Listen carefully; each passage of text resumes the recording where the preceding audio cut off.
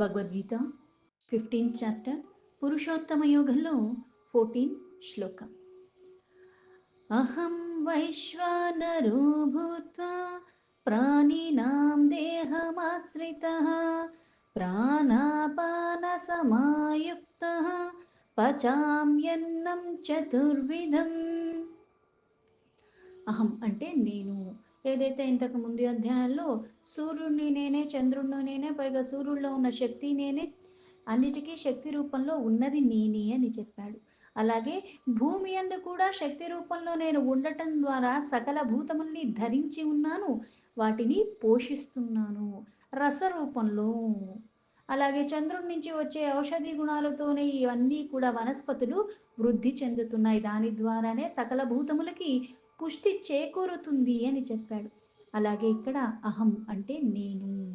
వైశ్వానరు, వైశ్వానర అంటే ఈ సకల జగత్తులో కూడా ఏవైతే భూతములు ఉన్నాయో అంటే ప్రాణులు, ఆ ప్రాణులన్నీ కూడా ఆహార రూపంలో లభిస్తుంది పరమాత్మ అయినప్పటికీ కూడా, అంటే కనిపించే వస్తువు పరమాత్మ, నీలో కూడా ఉన్నది ఆ పరమాత్మ, అందుకుని నువ్వు ఉన్నావు అని చెప్తూ ఈ కనిపించే వాటిల్లో కూడా శక్తి రూపంలో ఉన్నానని చెప్పి ఈ సముదాయం అన్న ప్రాణులు ఏవైతే ఉన్నాయో వాటిల్లో ఈ ఆహారాన్ని జీర్ణించేసే ఆ జఠరాగ్ని రూపంలో ఉన్నది కూడా నేనే అని చెప్తున్నాడు. అందుకే ఇక్కడ వైశ్వానరు అంటే ఈ సమస్త ప్రాణుల యొక్క లోపల కూడా ఆహారం జీర్ణించుకునేలాగా ఆ అగ్ని రూపంలో కూడా ఉన్నది, ఆ శక్తి రూపంలో నేనే. అందుకే వైశ్వానరో భూత్వా అంటే సకల ప్రాణుల్లో కూడా ఈ జఠరాగ్ని రూపంలో ఉన్నది ఆ పరమాత్మ, అందుకే తిన్నది అరుగుతుంది. ఇప్పుడు క్రమేణా శక్తి కోల్పోతున్నామంటే ఎలా అయితే 20లో పనిచేసినంతగా ఈ శరీరం 40లో పనిచేయదు, శక్తి తగ్గిపోతూ ఉంటుంది. అలాగే 40లో ఉన్నట్టుగా 60లో ఉండలేవు. అలాగే కంటి చూపు ఇవన్నీ అంటే పసిపిల్లవాడిగా ఉన్నప్పుడు మనం ఎదిగే కొద్దీ అన్నీ వృద్ధి చెందుతూ ఉంటాయి. మళ్ళీ క్రమేణా ఒక 40లు 50లు వచ్చేటప్పటికి మళ్ళీ ఇంకా మనకి కాలం దగ్గర పడుతుంది. ఓ 70కో 80కో పోతాం. అప్పుడు క్రమేణా అన్ని శక్తులు సన్నగిల్లుతూ ఉంటాయి. కంటి చూపు మందగిస్తుంది, వినికిడి తగ్గిపోతుంది, మాట అంత స్పష్టంగా రాకపోవటం, అంత శక్తిగా మాట్లాడలేకపోవటం, అంత ఎక్కువ నేను నడవలేకపోవటం, అంత పని నేను ఎక్కువ చెయ్యాలి అంటే ఒక శక్తి అన్నది మనలో తగ్గిపోతూ ఉన్నది.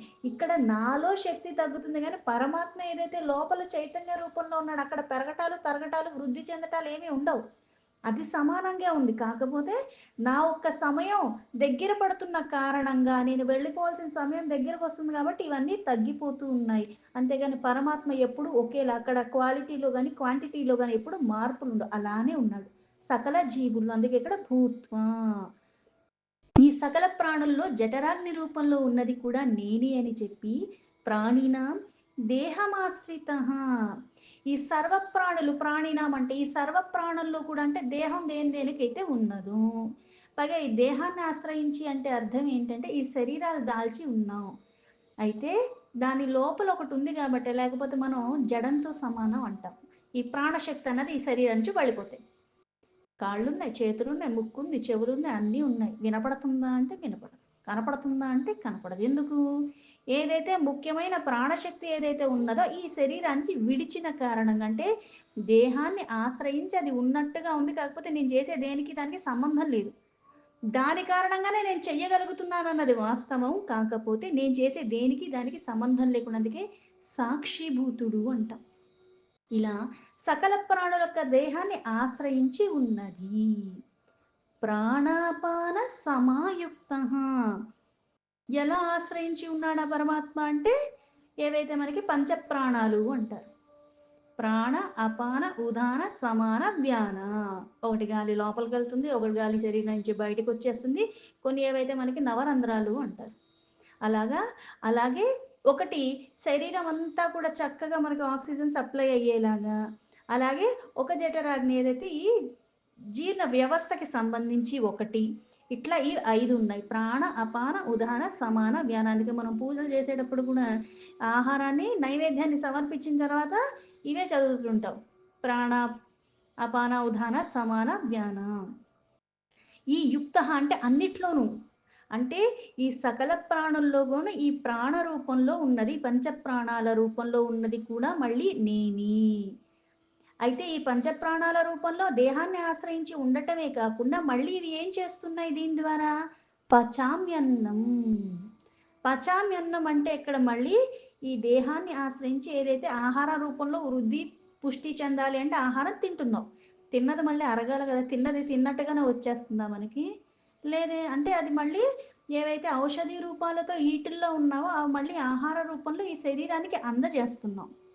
ఈ అందజేసేటప్పుడు ఏమవుతుందంటే అది మళ్ళీ డైజెస్ట్ అవ్వాలంటే జీర్ణ వ్యవస్థ ఒకటి ఉన్నది. అందుకే మనకి 20లో ఏది తిన్నా చిన్నపిల్లలుగా ఉన్నప్పుడు ఏది తిన్నా అరిగిపోతూ ఉంటాయి. 40లు, 50లు దాటాక ఇష్టం వచ్చినట్టుగా మనం అలాంటి చిల్లర గడ్డలు యేసుకుంటూ ఉంటే ఏమవుతుందంటే మామూలుగా తిన్నయి అరగవు. అందుకే ఏం చెప్తారు? వయసు పెరిగే కొద్దీ ఆహారం తగ్గించాలి. పైగా మనకి తేలికపాటిగా ఎలా అయితే చిన్న పిల్లాడు పుట్టిన తర్వాత వాడికి వెంటనే చికెన్ బిర్యానీలు, మటన్ బిర్యానీలు, పిజ్జాలు పెట్టం. చిన్న చిన్నగా ఉత్తి అన్నమే నెయ్యేసి బాగా ముద్ద ముద్దగా చేసి చేసి కొద్ది కొద్దిగా పెడతాం. క్రమేణా క్రమేణా ఒక్కొక్క కూర అలవాటు చేసి మెల్లిగా కారం అలవాటు చేసి ఇవన్నీ చేస్తూ ఉంటాం.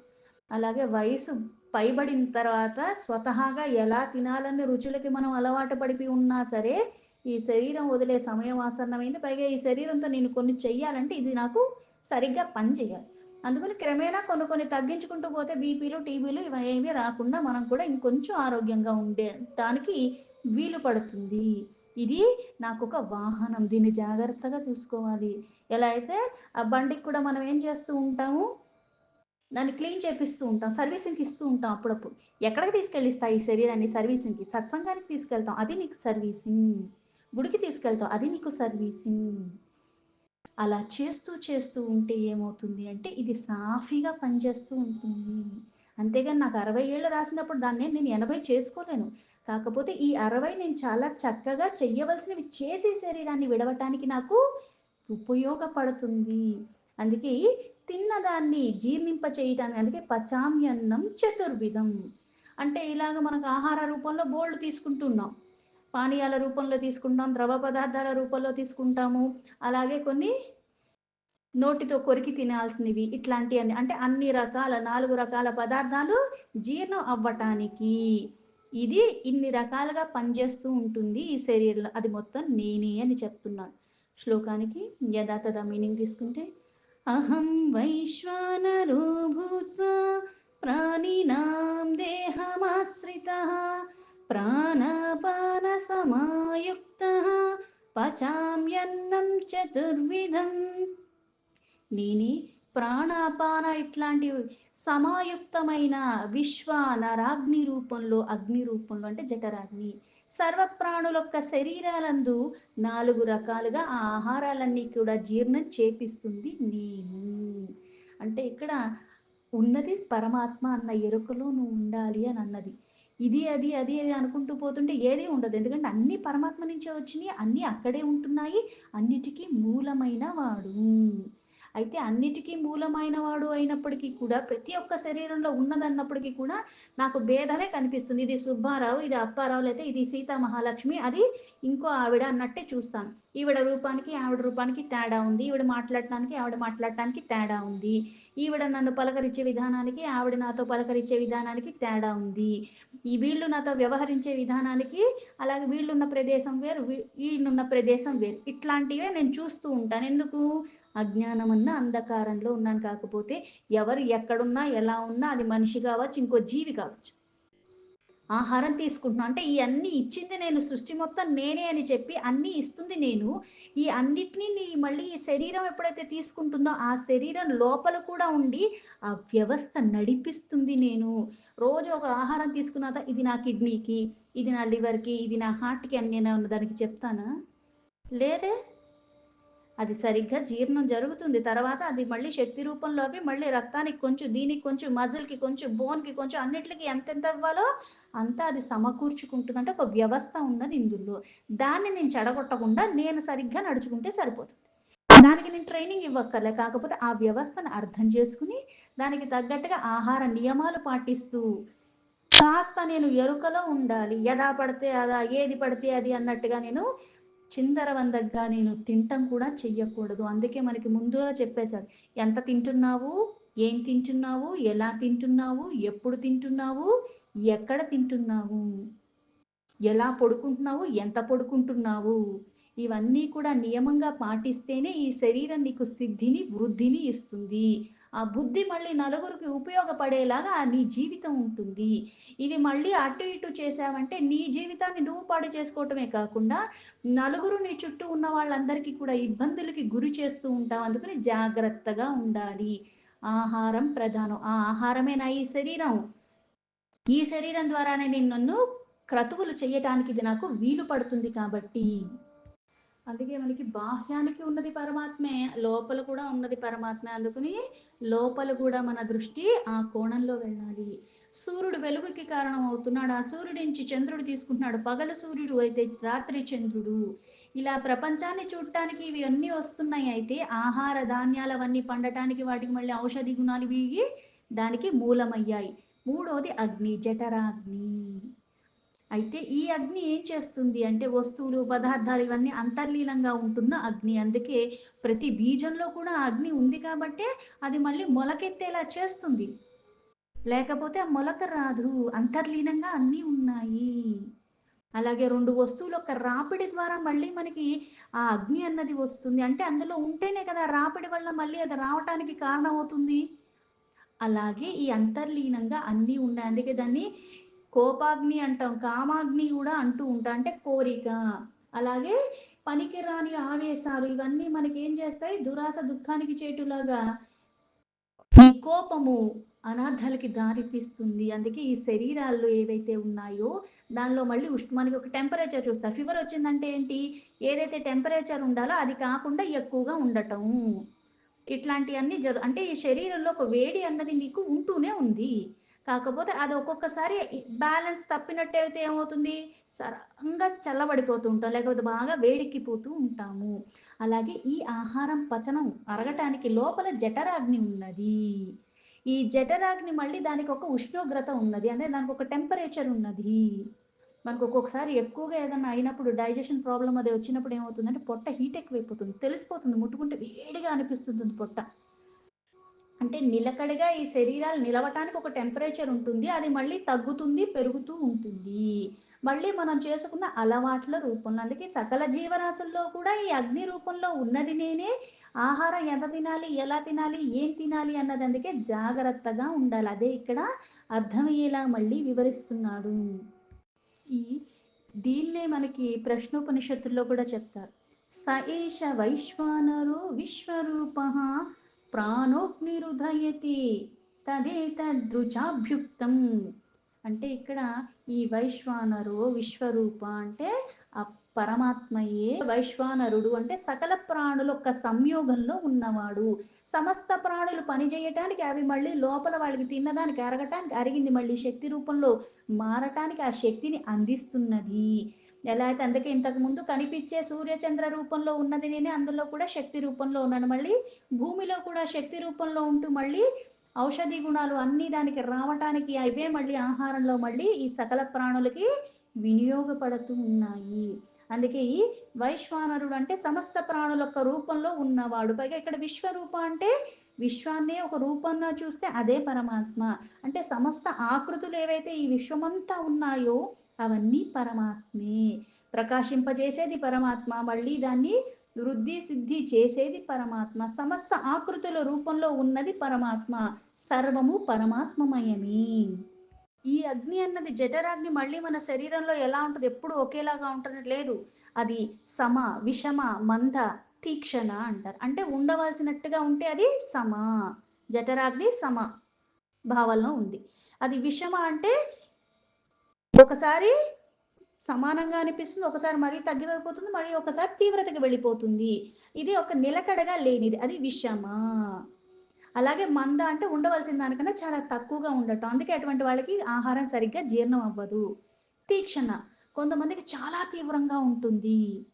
ఈ జఠరాగ్ని అది వాళ్ళకి ఏది పడితే అది అన్నట్టుగా కాకుండా ఆ శరీరాన్ని చల్లబరుచుకోవడానికి ఈ జఠరాగ్నిని మనం కాస్త తగ్గుముఖం పట్టించడానికి అన్నట్టుగా ఆహారంలో నియమాలు కొన్ని కొన్ని విచ్చలవిడితనం కాకుండా ఆహారాన్ని చాలా జాగ్రత్తగా తినాలి. అందుకే ఇక్కడ పచామ్యన్నం అంటే 4 రకాల అయిన ఆహార పదార్థాన్ని కూడా అది అన్ని జీర్ణం చేస్తుంది. అయితే ఆహార పదార్థాలు ఎలా అయితే బియ్యం అన్నం రూపంలో తీసుకుంటున్నాం. అలాగే కొన్ని పచ్చళ్ళు, లేకపోతే ఈ సాంబార్ లాంటి పప్పు ఇలా ద్రవాల్లాగా ఇట్లాంటివన్నీ. అందుకే భక్ష, భోజ్య, లేహ్య, చోష్య అంటాం. పంచభక్ష పరమాన్నాలు అంటాం కదా! అలాగా. అంటే గట్టి పదార్థాలు కొంచెం కొరికి నవిలి తినాల్సొస్తుంది. కూరలుంటాయి, పిండి వంటలుంటాయి. ఇట్లాంటివన్నీ నాలుకతో చప్పరించి తినేవి ఉంటాయి. కొన్ని మెత్తగా ఉంటాయి. వేసుకోంగానే లోపలికేసుకోవచ్చు. గులాబ్ జామ్ లాంటిది. నన్ను పెద్దగా ఏం కష్టపడక్కర్లేదు. అట్లాంటివి అన్ని రకాలవి కూడా అన్నీ అరగటానికి వీలుగా ఒక అగ్ని అన్నది ఈ శరీరంలో ఉన్నది. ఈ వివిధ రకాలైన పానీయాలు గావచ్చు, ఆహార పదార్థాలు కావచ్చు, మనం రోజు తినేవన్నీ కూడా మనకి సరిగ్గా జీర్ణ వ్యవస్థ పనిచేస్తుంది గాబట్టి అవన్నీ కూడా పచనం అవుతున్నాయి.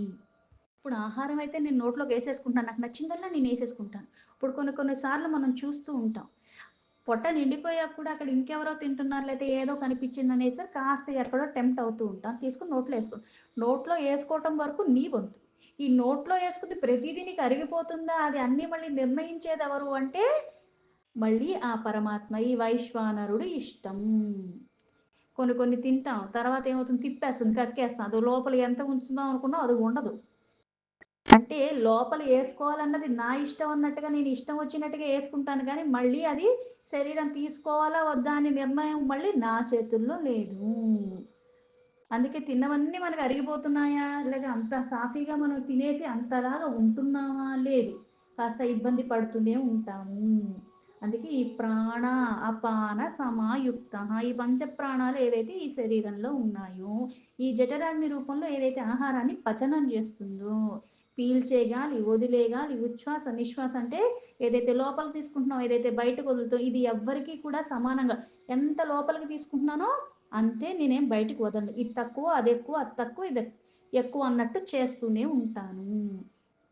అందుకే ప్రాణాయామ ఒక నియమంగా బెట్టుకుని, అలా నువ్వు చేసుకుంటూ ఉంటే, ఈ లోపల ఉన్నవన్నీ కూడా మనకి సమానంగా పని చెయ్యటానికి, దానికి ఇంకా వృద్ధి చెందటానికి మనకి ఉపయోగపడుతూ ఉంటుంది.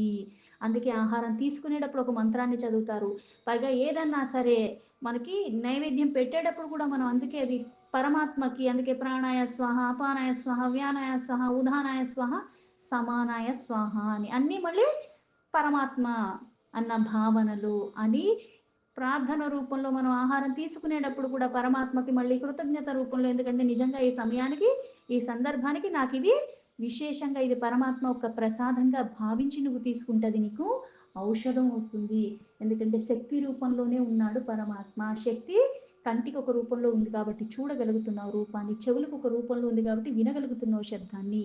అలాగే నోట్లో ఆహారం తీసుకున్నది జీర్ణమవుతుంది. అలాగే శబ్ద తరంగాలతో కొన్ని నేను శబ్దాలు ఉచ్చరించగలుగుతున్నాను. ఆహార విషయంలో అందుకుని చాలా భక్తి శ్రద్ధలతో పవిత్రం చేసేవాడు పరమాత్మ. అందుకే అగ్నికి చాలా పేర్లున్నాయి. ఇక్కడ వైశ్వానుడనే కాదు, పావక అంటారు, హవ్యవాహన అంటారు, సప్తజిహ్వ అంటారు, వాహ్ని, అనల అంటే ఏవైనా పవిత్రం చేసేది అగ్ని. ఎట్లాంటి మాలిన్యాలున్నా సరే చాలా చక్కగా దాన్ని పవిత్రం చెయ్యగలిగిన వాడు. ఇలా పవిత్రత చేకూరుస్తుంది పరమాత్మ, పవిత్రత ఇస్తుంది పరమాత్మ. పవిత్రకి అంటే ఇక్కడ ఉన్నది పవిత్రంగా ఉన్నది ఎవరు సృష్టి మొత్తంలో అంటే పరమాత్మ ఒక్కడే. ఆయన్ని నేను పట్టుకోవాలి. అందుకే జీర్ణశక్తి రూపంలో సకల ప్రాణుల్లో కూడా ఉండి అది మళ్ళీ ఆ జీర్ణం సరిగ్గా అయ్యేలాగా అది మళ్ళీ శక్తిలో నీ శరీరానికి సరిగ్గా పనిచేసేలాగా అన్నీ ఇస్తుంది పరమాత్మ. ఆహారమే పరమాత్మ. ఇస్తుంది పరమాత్మ. స్వీకరిస్తుంది కూడా పరమాత్మే. ఈ జీవ ప్రాణుల ఆహారం జీర్ణం చేసుకోవటానికి మళ్ళీ ఇలా బయటకేమో సూర్యచంద్ర రూపంలో ఉన్నాడు. భూమిలోంచి ఔషధి గుణాలతో ఉన్నాడు. మళ్ళీ ఈ శరీరంలో జఠరాగ్ని రూపంలో ఉన్నాడు. అందుకే ఇన్ని రకాలుగా చెప్పేది. అన్నీ పరమాత్మే శక్తియుక్తంగా ఉన్నాడు. సర్వము కూడా. యోగ్యత లేనివాడికి యోగ్యత ఇచ్చినట్టుగా ఇవన్నీ నాకు సమకూర్చి పెట్టాడు పరమాత్మ అన్న ఎరుకలో ఉండాలి. ఆహారం తిన్నది అరిగిపోవటం కాదు. ఆహారం నా చేతికి రావాలని కూడా మళ్ళీ ఆ పరమాత్మ నాకు ఇచ్చాడు అన్న భావనలో ఉండాలి. అందరి శరీరంలో కూడా ఉంటున్నాడు. నువ్వెక్కువ కాదు, నేను తక్కువ కాదు. అయితే ఈ ద్రవ పదార్థాలు కావచ్చు, ఏమన్నా కావచ్చు, ఉన్నది పరమాత్మ అన్న ఎరుకలో ఉండాలి. సర్వస్వం పరమాత్మ విధి విధానంగా. అన్ని దేహాల్ని ఆశ్రయించి ఉన్నది పరమాత్మ. నీకు ప్లేట్‌లో తినటానికి ఒక 10 రకాలున్నాయి. నాకు 2 రకాలే ఉన్నాయి కాబట్టి నేను గొప్ప, నువ్వు తక్కువ అనుకుంటున్నావంటే మళ్ళీ అజ్ఞానం అన్న అంధకారంలో ఉన్నావు. నీకెన్ని డబ్బులున్నా సరే తిన్నది అరగదు. నీకసలు ఆకలే వెయ్యదు. ఏది తినలేవు. అది తిన్నది అరగదు. మళ్ళీ బోలెడు బోలెడు వేసుకోవాల్సొస్తుంది. తిన్న కాస్త కూడా అరిగించుకోవాలంటే అది అసలైన దరిద్రం. ఏది తిన్నా అరిగిపోతుంది గానీ, నీ దగ్గర తినటానికి లేకపోయినా నీకు ఆ సమయానికి ఏదో ఒక రూపంలో అందజేస్తున్నాడు పరమాత్మ. అది అసలైన ఐశ్వర్యము. అంటే అంతా ఉన్నది నేనే. అందుకే తినేటప్పుడు అవతల వాళ్ళకి నాకు పెట్టగలిగే స్థితిలో నేనున్నాను. వాళ్ళకి నేను పెట్టాను. నేను గాబట్టి నీకు పెడుతున్నా. నీ బతుక్కు నువ్వెప్పుడన్నా ఇవి తిన్నావా? ఇట్లాంటివి మాట్లాడకు. ఎందుకంటే ఆ వ్యవస్థే పరమాత్మ. అక్కడ శరీరం దాల్చి ఉండటానికి కారణం నేనని చెప్పి, శరీరంలో వ్యవస్థకి కారణం అన్నీ నేనే అని చెప్తున్నాడు. అన్నీ నేనే అన్నప్పుడు ఇక్కడ నేనన్నది ఏదీ లేదు. సర్వము ఉన్నది నువ్వే పరమాత్మ అన్న భావంలో అందుకు సమర్పణ భావంతో ఉండమని చెప్పారు. మానవ సేవే, మాధవ సేవ ఇవన్నీ మనకి చెప్పేదెందుకంటే, నేను ఎక్కడికో వెళ్ళి ఏదీ చెయ్యక్కర్లేదు. నా జీవన విధానం ఏదైతే 24 గంటలు నేను ఉంటున్నానో, లేచిన తర్వాత నుంచి మళ్ళీ పడుకునేదాకా జీవించి ఉన్నాను. ఈ జీవించి ఉన్న ప్రతి క్షణము కూడా కనిపించేవన్నీ పరమాత్మే. అయితే ఇక్కడ జఠరాగ్ని రూపంలో కూడా ఉన్నది నేను అంటే, ఒకళ్ళకి ఆహార రూపంలో ఎందుకు పూజలైనా ఏదైనా మనకి ద్రవ్య రూపంలో కన్నా అన్నాన్ని పెట్టమన్నారు. అన్నదానాలు ఎక్కువ చెయ్యమన్నారు. పరమాత్మకే సమర్పిస్తున్నా అన్న భావనలో చెయ్యాలి. జ్ఞానము లక్ష్యం మనది. సమస్తము ఉన్నది పరమాత్మే. అందుకే ఇక్కడ ఆహారం పరమాత్మే, కనిపించేవన్నీ పరమాత్మే. అలాగే సమస్తము నేనే, అలాగే జ్ఞానము నేనే. జ్ఞానం నీ లక్ష్యం అని చెప్తూ ఇక్కడ మళ్ళీ దాంతో ముగుస్తున్నాడు. అంటే ఇక్కడ వ్యవస్థ ఏదైతే ఈ శరీరాల్లో, దేహాల్లో ఉన్నదో ఇదంతా కూడా మళ్ళీ ఏర్పరిచింది నేను. అంటే నేనంటూ ఈ శరీరంలో ఉన్నాను కాబట్టి ఇవన్నీ సరిగ్గా పనిచేస్తున్నాయి. ఆ పని చేయటానికి కూడా మళ్ళీ కారణం నేనే. సృష్టిలో ఉన్న ప్రతి ప్రాణికి కూడా జీర్ణ వ్యవస్థ అన్నది అంత బాగా ఏం ఉండదు. పుట్టినప్పుడు బాగానే ఉండొచ్చు. ఇప్పుడు క్రమేణా, క్రమేణా మన వయసు పెరిగే కొద్దీ అది కూడా క్షీణిస్తూ ఉంటుంది. అంటే ఆస్వాదించటం అన్నది పరిమితిలో ఉండు. వికారాలు రానీకుండా ఉండు. సంయుక్తమైన అంటే నువ్వే కాదు సకల శరీరాలు దాల్చి ఉన్నది ఈ రూపంలో ఇవన్నీ చేపిస్తున్నది పరమాత్మ. అందుకే ఈ నాలుకతో ఏది స్వీకరిస్తున్నావు? ఆ స్వీకరించేది, ఆస్వాదించేది అది పరమాత్మకి చెందుతుంది అన్న ఎరుకలో ఉండటము. భగవత్ ఆ సాన్నిధ్యాన్ని విడవకుండా, అలాగే ఆ నామాన్ని విడవకుండా ఆ భావనలో ఉండాలి. అందుకే ఏదైనా సరే పరమాత్మ ఒక ప్రసాదంగా భావించి నువ్వు పరమాత్మకి సమర్పిస్తున్నానని నువ్వు స్వీకరించి చూడు. అది నీ శరీరానికి తప్పకుండా ఔషధం అవుతుంది. లేకపోతే ఎంత ఖర్చు పెట్టుకుని ఎంతో విలువైంది బంగారమే తినటానికి మనకి పూతల్లాగా పెట్టిస్తున్నారు. అవి తిన్నా నీకు వృద్ధి, సిద్ధి ఏవి రాదు. బుద్ధి కూడా పనిచేయకుండా పోతుంది. తినే దాని మీద శ్రద్ధ ఉండాలి. అందుకే ఆహారం తినేటప్పుడు నియమాలు అందుకు పెట్టింది. ఒక మంత్రాన్ని ఉచ్చరించి, ఆ నమస్కారం చేసి, ఇది నీ ప్రసాదం అన్న భావనలో స్వీకరించటం నేర్చుకోవటం. సమస్తాన్ని సమకూర్చినవాడు పరమాత్మ. ఈ వ్యవస్థను పెట్టినవాడు పరమాత్మ. నీకు, నాకు కాదు అందరికీ మూలంగా ఉన్నవాడు పరమాత్మ. ఆయనంటూ అలా ధరించి ఉన్నాడు కాబట్టి నేనింకా ఉన్నాను. శరీరధారులు ప్రతి ఒక్కళ్ళు కూడా క్రిములు, కీటకాలు అవి కూడా శరీరాలే. కాకపోతే జ్ఞానంతో ముడిపెట్టుకుని మళ్ళీ ఇంత విచక్షణతో జీవితాన్ని గడపగలిగిన వాడు మనిషి ఒక్కడే. దీంతో భగవద్గీత 15th చాప్టర్ పురుషోత్తమ యోగంలో 14th శ్లోక సంపూర్ణం.